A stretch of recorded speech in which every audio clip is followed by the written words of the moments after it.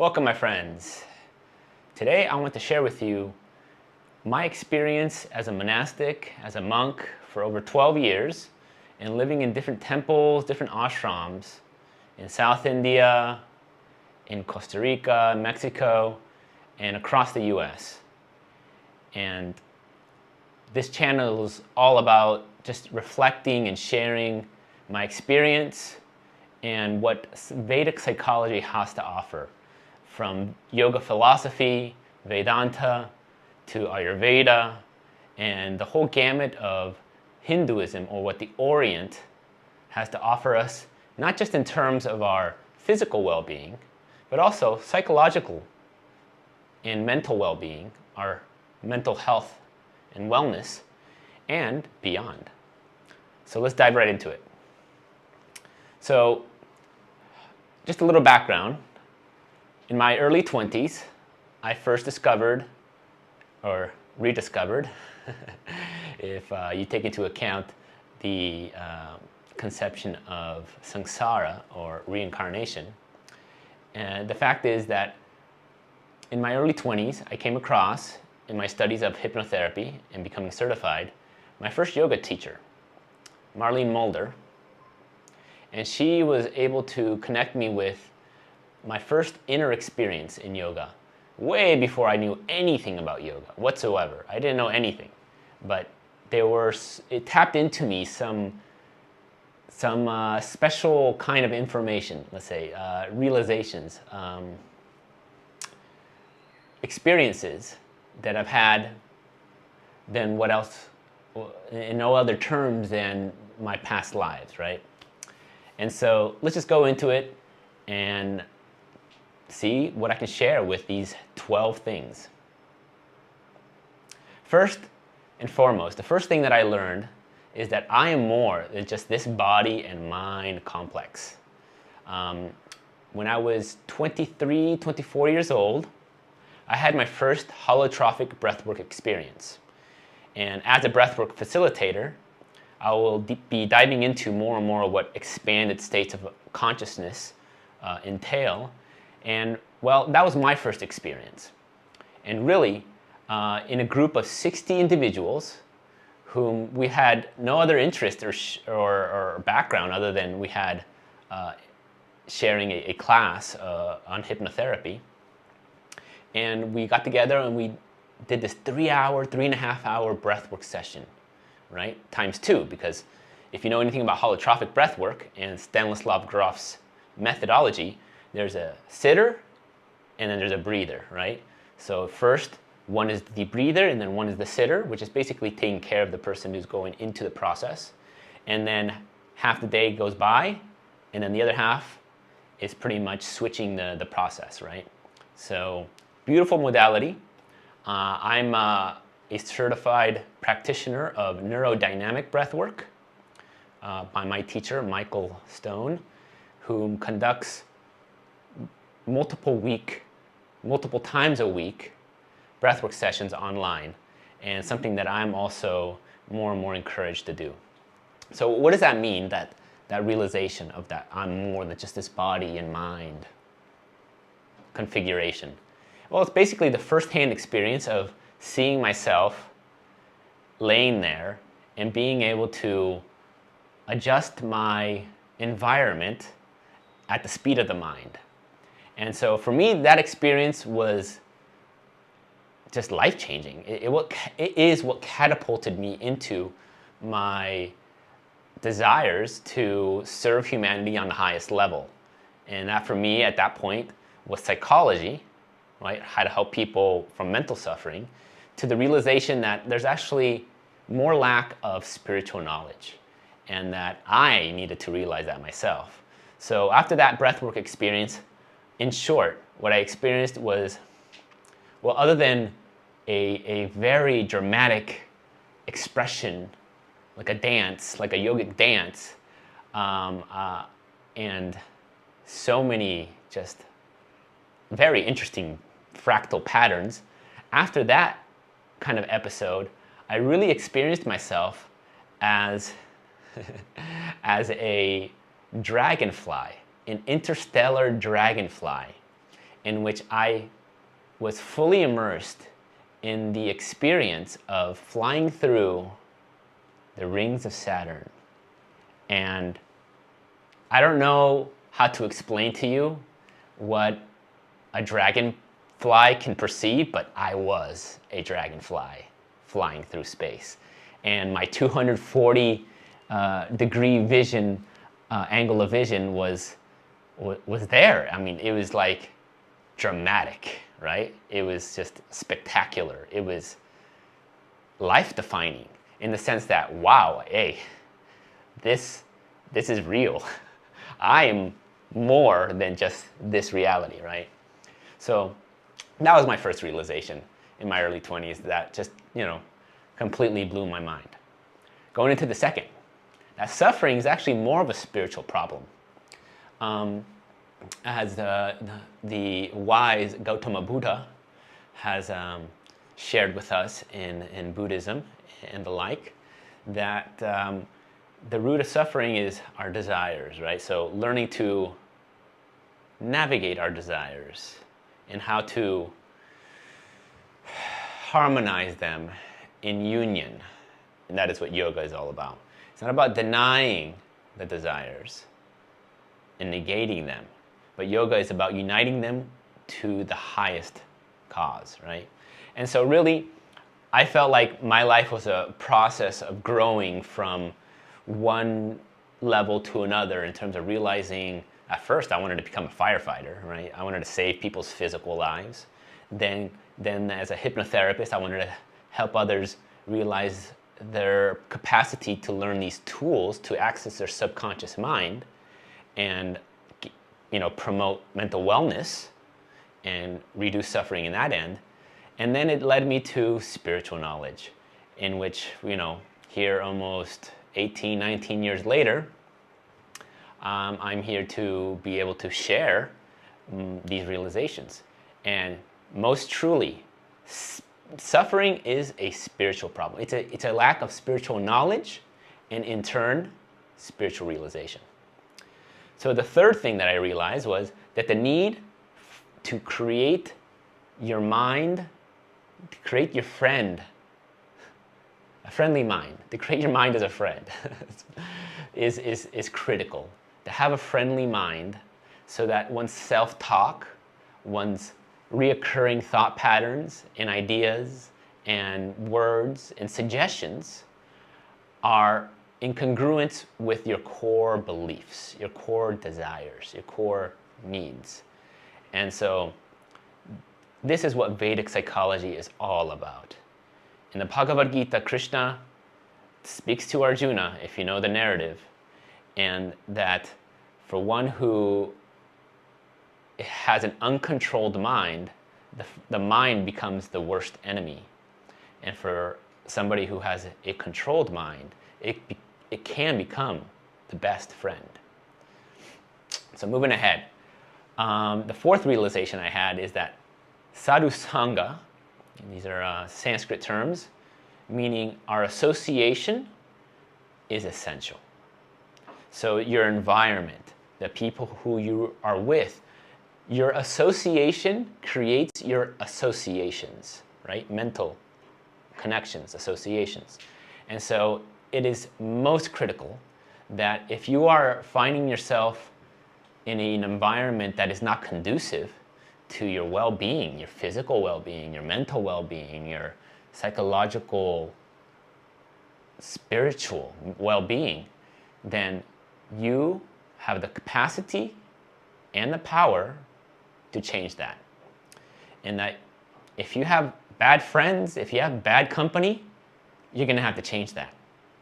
And for me, that realization sunk deeper and deeper as I spent years and years in different off-grid communities in the middle of the forest in Costa Rica, up on the mountains, where we grew our own food, where we had to maintain our own buildings, we had to take care of our own cows, where we had a daily temple program.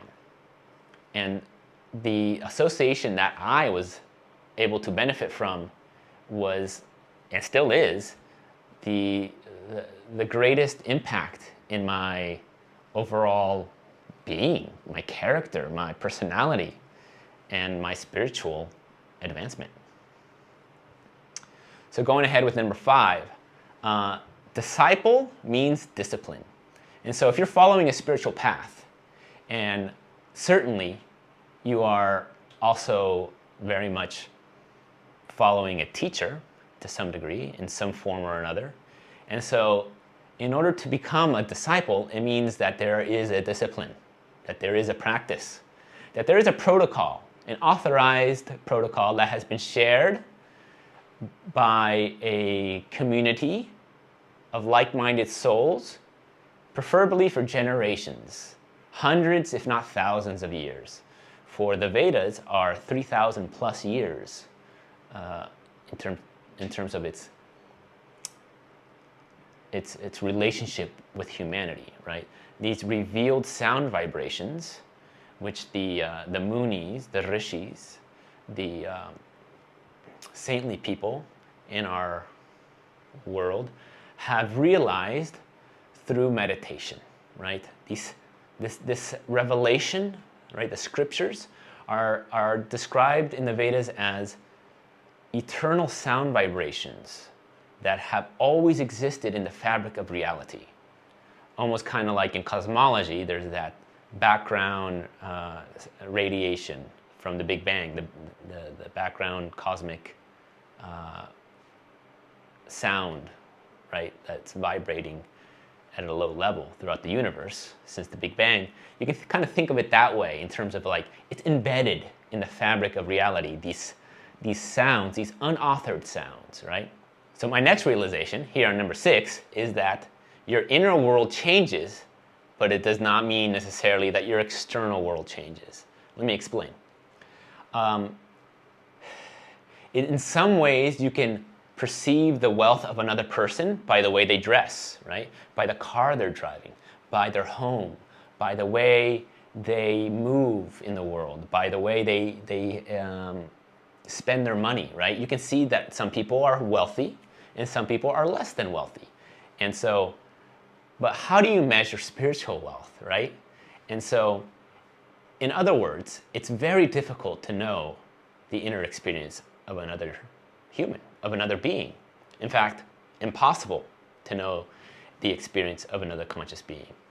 And that can get into philosophy of mind and how if the only thing I really know is my experience, then I don't know you who really exist.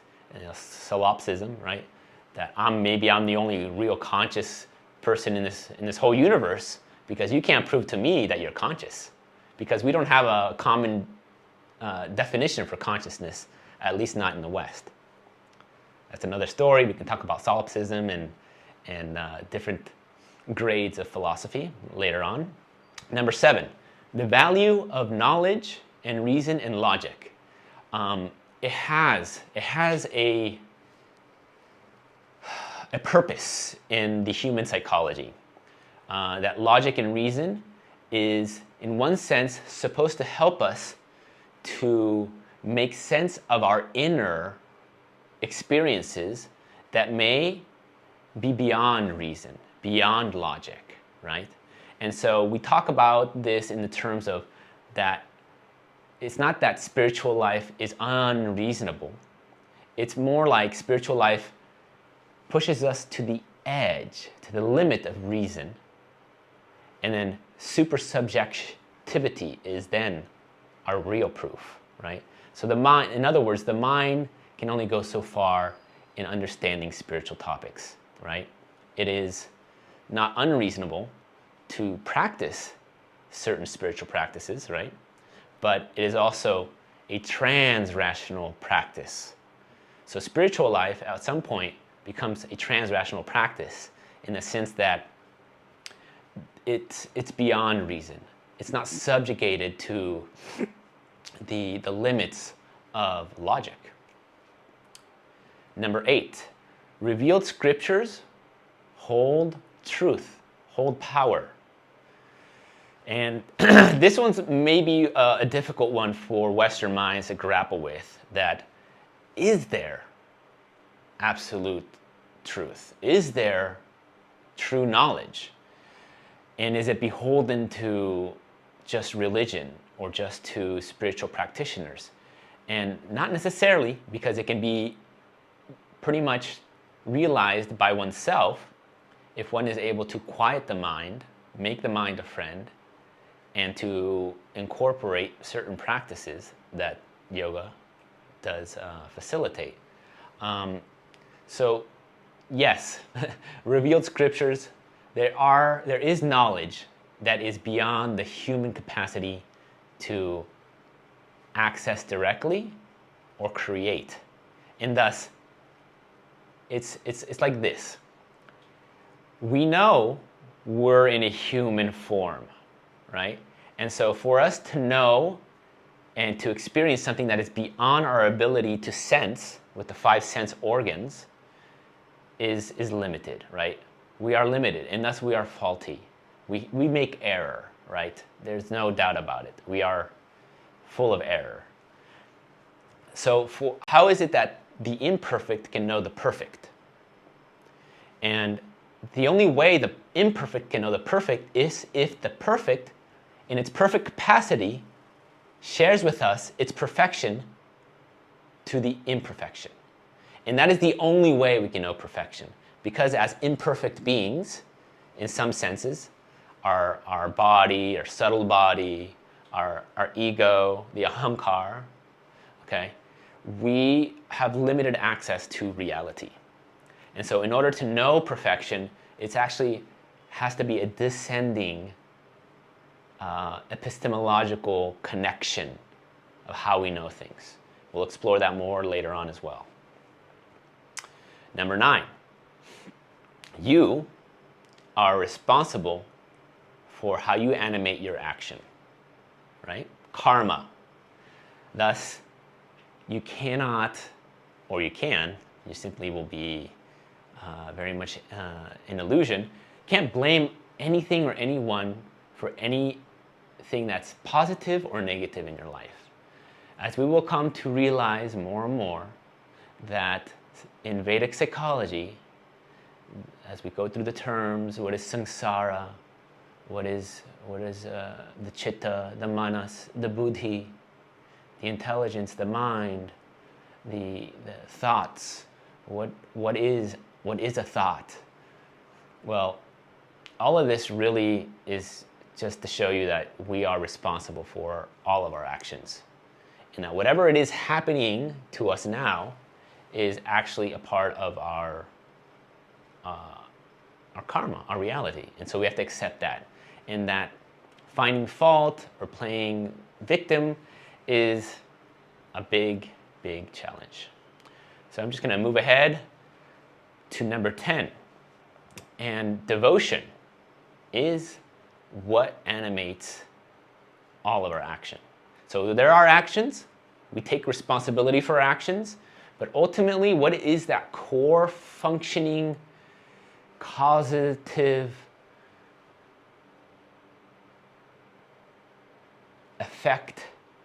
effective source of our movement in the world through desire is what are we devoted to?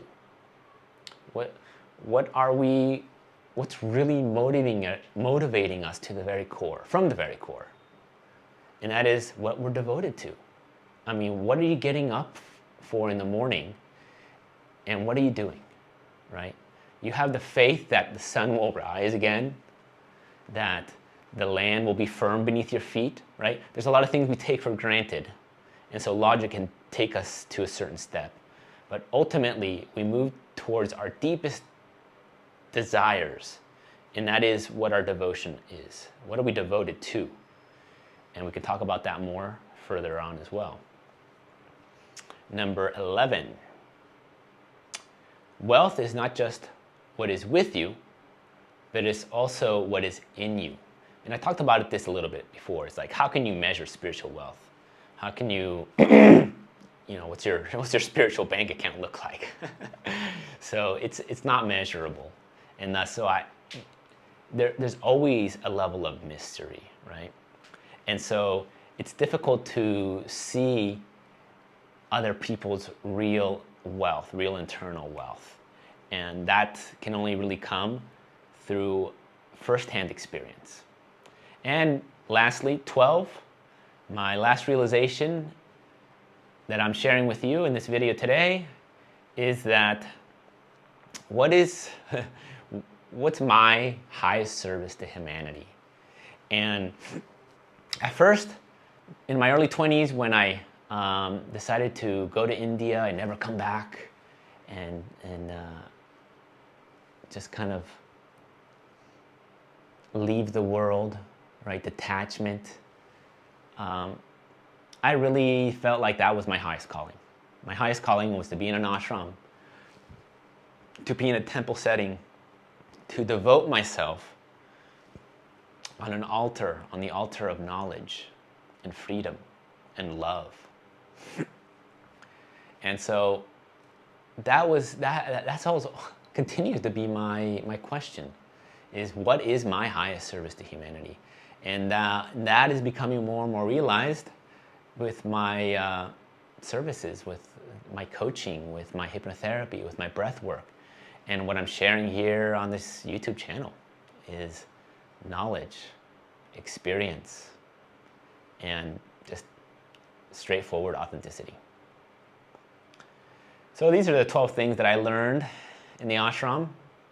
There are many others, but these are some of the ones that really come to mind, and just really wanted to put that together into video for a little while and see what kind of conversations it sparks.